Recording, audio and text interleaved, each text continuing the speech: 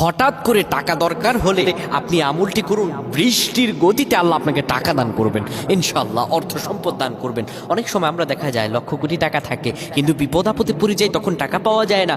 আপনার যদি হঠাৎ কোনো টাকা প্রয়োজন হয় আপনি আমলটি করুন, ঝড়ের গতিতে আল্লাহ তাআলা আপনাকে অর্থ সম্পদ টাকা দান করবেন ইনশাআল্লাহ, আপনি যদি আমলটি খাঁটিভাবে করতে পারেন। আমলটি আপনি যেইভাবে করবেন, প্রথমে অজু করে নেবেন, অজু করে নেওয়ার পরে কিবলামুখী হয়ে পড়বেন আউযু বিল্লাহি মিনাশ শাইতানির রাজিম।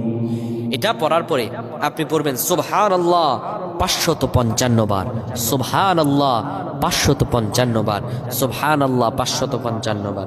বিসমিল্লাহ পড়বেন 21 বার। বিসমিল্লাহ কয়বার বলেন বলেন? 21 বার। এরপরে সূরা ইখলাস পড়বেন 21 বার। সূরা ইখলাস কয়বার? 21 বার। সূরা ইখলাস